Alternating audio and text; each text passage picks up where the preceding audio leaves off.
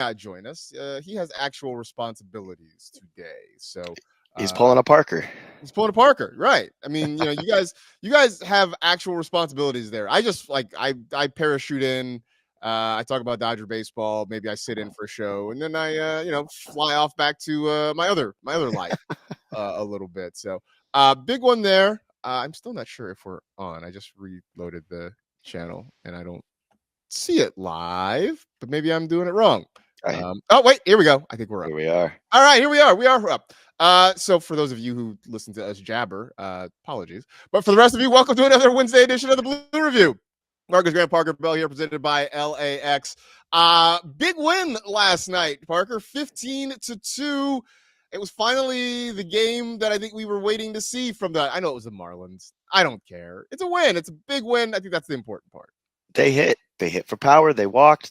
They stole bases. I mean, this was kind of the game. You heard the players say in the post game, this is just what they've been searching for most of the season. They were firing all cylinders, and this was a team that we're going to expect to see this year. This was the team that everybody was saying, that we were saying on the Blue Review, Marcus, is going to win 110 games. Right. We're still gonna walk into 100 of them, but yeah, this was an amazing win just based off of all performances, and then of course we even got to see Kike on the mound. Yeah, you got to see Kike Hernandez on the mound. I don't know how much of it you stayed with. I found out later in the evening, like right before I went to bed, when I checked the final score that Kike pitched. When it got to like 11-1, I tapped out and went to go watch another episode of Andor. Yeah, it's Andor Tuesday. The Kings had a game, so hey, I'm gonna be honest. I was sweating over our Kings, and maybe didn't see Kike on the bump, but still, the fact that we were able to read. I think I saw that he was like, I'll find the stat, but I mean, he had a record. He did something that nobody's done before. So let me go ahead and find that. Okay, yeah, you find that. In the meantime, while you're looking for that, I will give a shout out to our friends at LAX, the folks at Los Angeles International Airport are transforming the travel experience. They are saving guests time, making life easier getting in and out of there. The People Mover train, which gets going hopefully early next year, will definitely help in that regard as well. So if you want more information, you can go to flylax.com/transforminglax. But yeah, pretty much good things all around. There were some, things that I think people continue to be frustrated with. We'll get to those a little bit later. But I mean, let's start with the offense, right? Because that was a thing that it hadn't been terrible. I mean, they scored 7 runs the night before, but it hadn't really been great. Last night, it was great, albeit against a bad pitching staff. But Shohei starts the game off with a home run on the first pitch. Mookie has a couple of hits. Freddie did his thing. All in all, it was pretty much everything we wanted to see from this offense. Yeah, you're obviously seeing Shohei's dad strength get up and started. It was great. And, it's against a former Sandy Alcantara is that dude, so it was good to see that they had his number. And I mean, overall, basically from top to bottom, AndyPages continues his tear. We're seeing Tommy Edman stay hot, and then just to see better at bats from guys like Will Smith and Miguel got in there later on. It was great, man. I mean, this team I think is finding their stride at the right time because you're starting to see some of the arms come back. Gonsolin comes back today, which we'll get into. Some of the Comet situation with inclement weather. Kershaw might be coming back within the next month. So tons of great stuff over there in Dodgerland.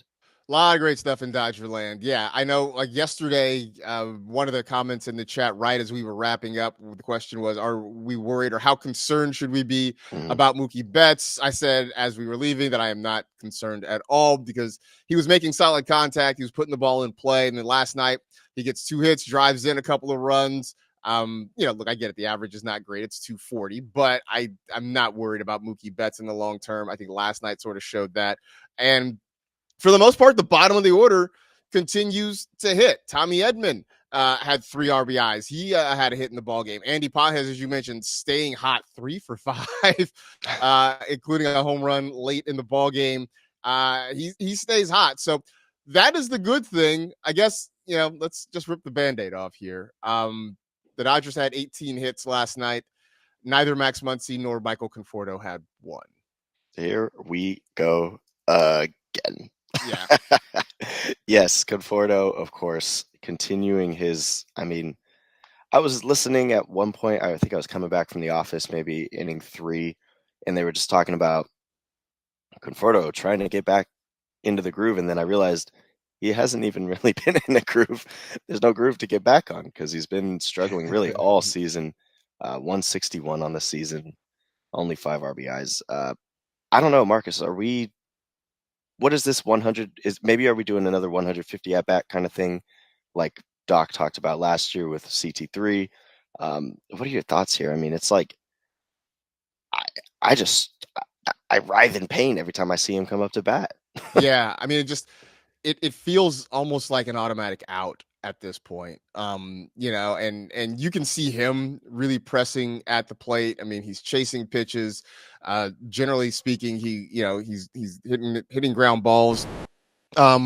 Late last night, he hit into a double play, hit into an inning double play. And like the one thing I tried to take away from it, like I was trying to be positive about it. I'm like, well, he hit the ball hard. But he also hit it right at the second baseman, and it ended up as a pretty easy 4-6-3 to end the inning. I don't know. I'm sort of out of ideas. The only other idea I have is maybe he needs a hug from Dave Roberts. We have seen in the past that Dave Roberts hugs seem to have some sort of magical power or something. Maybe he just needs a hug, a day off and a hug, and maybe that can help sort him out. Because I don't really know. I mean, I didn't pay attention last night, but I know a couple nights ago he had tried the torpedo bat. You just feel like he's trying everything he can. He understands the situation. The fans are frustrated. I know he's got to be super frustrated. It's just not happening right now. Craig in the chat points out that I'll just fix my camera here. I'm a little bit fuzzy. Let's see if we do a little camera. There we go. Do a little camera magic. Craig does point out that he's hitting 1 point higher than Max Muncy, which is true. Actually, no, I don't think that is true. No, Muncy is hitting 180. Conforto's at 161. So, either way, it's not great. I just feel like, though, at least with Muncy, Parker, I feel like there's hope. There are things to hang on to, right? It's just I don't see that with Conforto. Yeah, and shout out to Ruben Flores for sending a virtual hug to Muncy right now. Yeah, maybe Teoscar can hug some of these guys. Just, I mean, another 4 RBI game, I think the second in his week, and then 14 in his last 7, if I'm correct. By the way, that Kike stat I wanted to just throw out there real quick. Yeah. Hilarious, Marcus. Only MLB player in the modern era to score multiple runs, play multiple positions, and have a scoreless outing on the mound, all in a game he didn't start.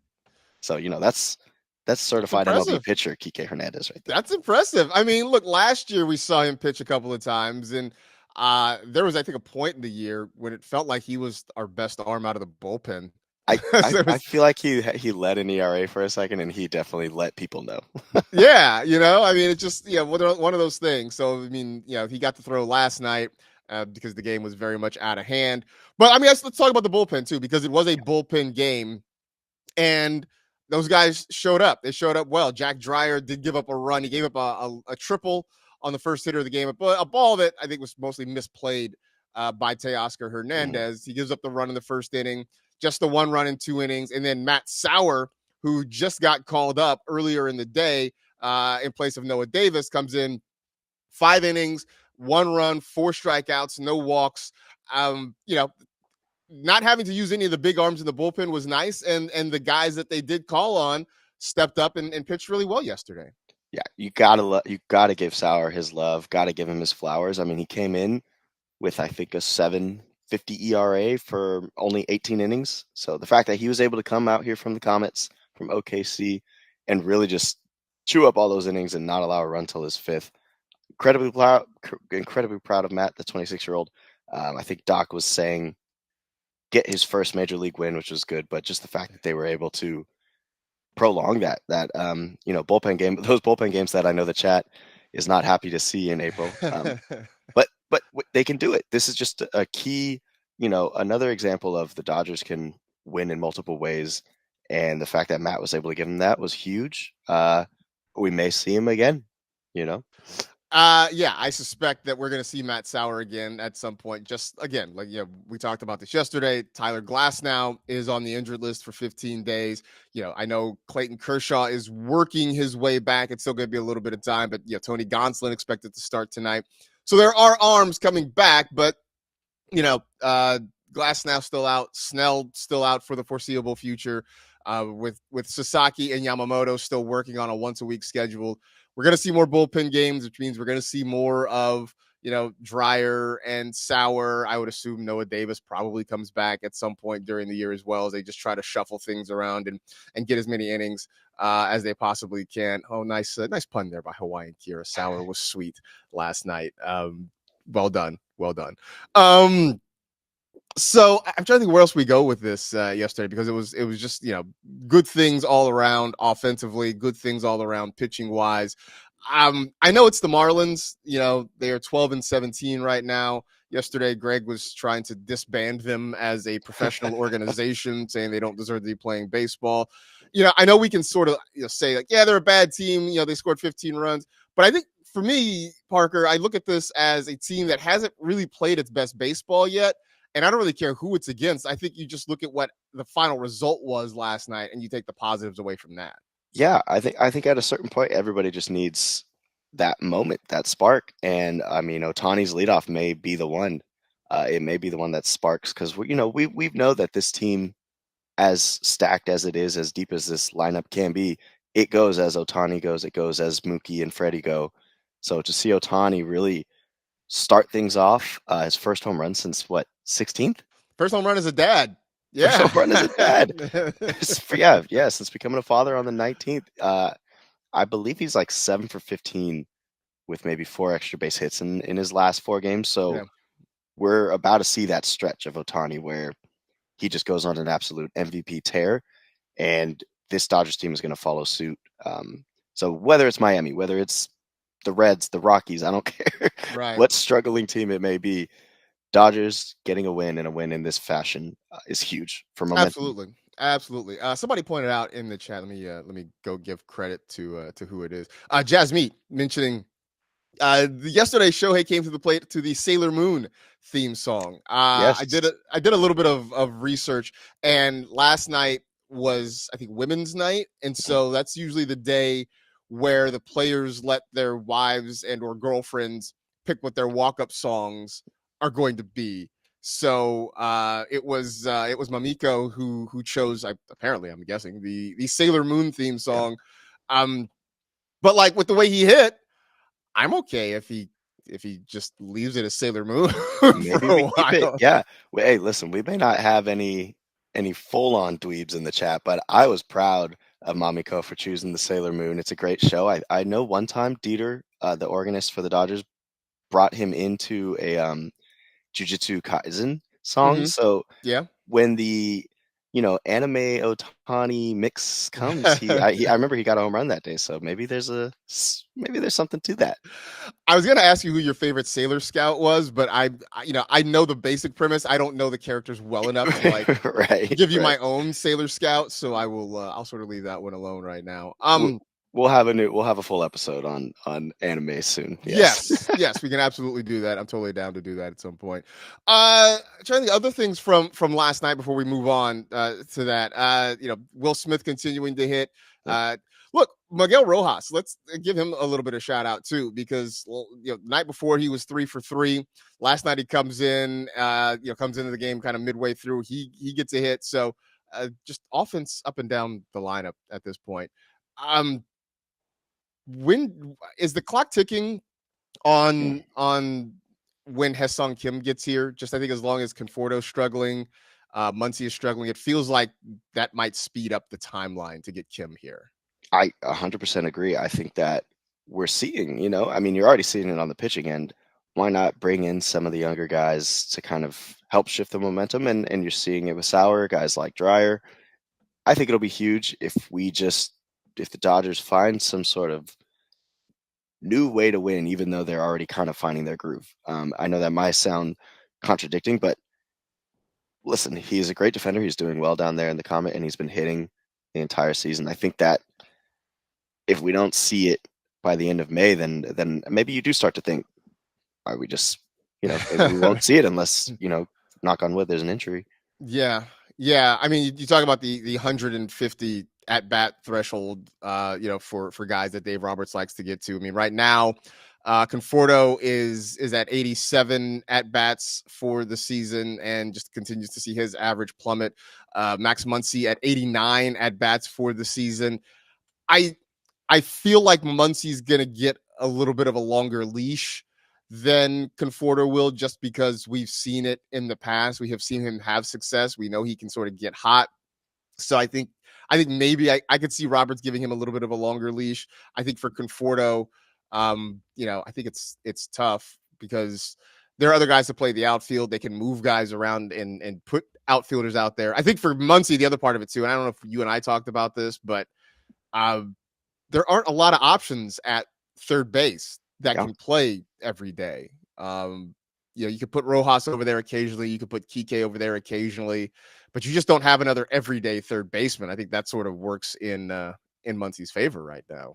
Oh, no, totally. I mean, those guys you mentioned better in the middle. So, seeing Kike, if he does have to spot somewhere, it's better to see him either in second or short or, of course, out in center. Yeah. But, I mean, I think just to your original Hae-Sung Kim point, I would love to see him get called up. I don't want to be like too quick and too rash in decisions, but I just want to see him how he is in the major league. And I think right now, while you have this stretch, let me see who they got up next. I lost the schedule, but after this they're on a road trip. They go to Atlanta and I think they go to Miami. So they see the Marlins again. Exactly. So in my mind, this would be a great stretch to kind of see and experiment with those lineups. So we'll see what the Dodgers do. I mean, we get Gonsolin today, so that right there is already like hey, we're bringing up somebody who we might not know, somebody who we might not know is going to perform right now. So, I mean, how excited are you for Gonsolin and the Catman? A bald Catman. A bald Catman. Yeah, I'm excited. I'm glad to see him back. Obviously, the Dodgers need arms. They need starting arms. So to get Gonsolin back is a big plus. Again, it's a nice landing spot for him. You'll come back, work your way back against a bad Marlins team right now, and a team that is very aggressive at the plate. We talked about that on Tuesday's show, that this team, they don't wait around, right? They're usually hunting on the first couple of pitches of the at bat. So if you are Gonsolin, if you can get them to chase, if you can get some swings and misses, I think that's going to help. Because I think the question really is, what is the workload going to be for him tonight after having missed so much time and working his way back through rehab starts? Do they let him go, 80 pitches? Do they let him try to get through 4 or 5 innings? I do think it was great that having a bullpen game last night, they weren't forced to use any of the real key arms, right? You go through Dreyer and Sauer and Garcia, and then you have Kike come and finish it out. So you didn't have to use, the Vessias or the Phillipses or anything like that. So those guys are all still available for you. But I do think, it's going to be the question of how far they let him go. I mean, do you have a number in mind of how long you'd like to see Gonsolin tonight? Well, I mean, I'm looking at his last performance, I think, down there in OKC. I believe he threw nearly 80 pitches, if it was not 79. So longest outing of the year. He was sitting roughly up at 93 to 95 on the fastball. So the velo is there like to his average, and the higher the amount of pitches he's doing in OKC, I wouldn't mind seeing him try to drag it out to the 5. I know that we don't see many Dodgers get there, but based off of how he's been performing and how he's looking, I think the last 2 matches, he's only given up a run at that. So give it to me. Go all 5, and let's get the Dodgers fans excited again that we'll have pitchers who can go more than 5 innings. Yeah, man. I mean, that's the thing. Just guys who can give them some kind of length. And it's like, we're at the point now where length from a Dodger starter is 5 innings. We're like, that's considered length from a Dodgers starter. So if we can get through that, and I think we said tonight, it is an afternoon game, by the way. It feels very rare that the Dodgers play an afternoon home game, but a 12-10 start from Dodger Stadium for the series finale, trying to lock up the sweep of the Miami Marlins and then head on off on the road on a 10-game road trip after this one. So Definitely some things there going on there. I'm trying the other things that we want to dive into. I don't see any questions in the chat. We're getting to the time of year we're going to start talking prospects too. I don't know if we haven't reached out to our pal Bruce Kuntz That's right. recently, have we? Because we should start talking some prospects at some point too. I would love to. I know young Bruce. If anybody in the chat remembers Bruce Kuntz over at Cal State Long Beach's finest. I know he's doing games for the Dirtbags and stuff, broadcasting. So shout out to him. And we'd love to talk some prospects because, like you said, we might be seeing Haesong soon. There's a big picture. It's definitely, when it comes to the bullpen, I think that's what we need to learn more about, is like who's going to come up and give length while these guys are dealing with injuries and such. Yeah, I think that's sort of the thing. Just kind of cruising through some things. I know Landon Knack recently had a decent long outing in Oklahoma City. That's another name that I think we could be seeing at some point if they continue to have starting pitching problems, getting him going out there a little bit. Again, Kershaw back. I guess it's still a ways away before Kershaw's coming back. Snell is still, who knows when we're gonna get Blake Snell again. I'm serious. We're talking about prospects. Jazz Meat saying bring up Rushing.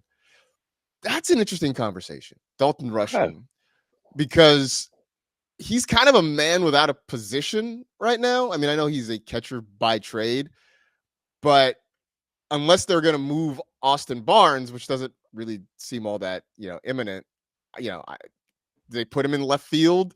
They put him in left field for Conforto. They can't put him at first base because Freddie's there. I think we'd all love to see Dalton Rushing. I just don't know where Dalton Rushing plays right now.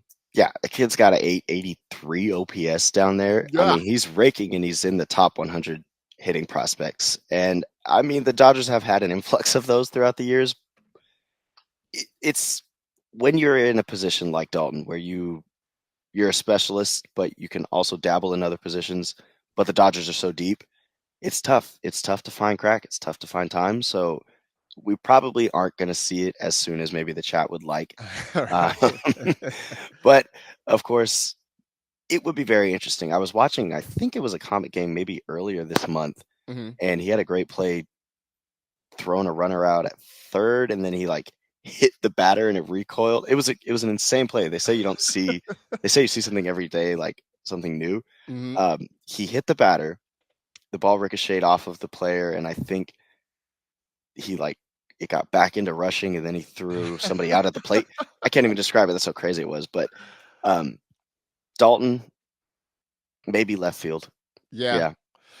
I mean, I think that's the most immediate place for him to play. I mean, I saw Jazz Meat saying, make him the backup catcher and get rid of Barnes, which I mean, it works for the roster spot, but I think if you're bringing up Dalton Rushing, you're bringing him up to play, right? Like, you're not going to bring him up here and just have him sit and play once a week, because Will Smith has the catcher position locked down.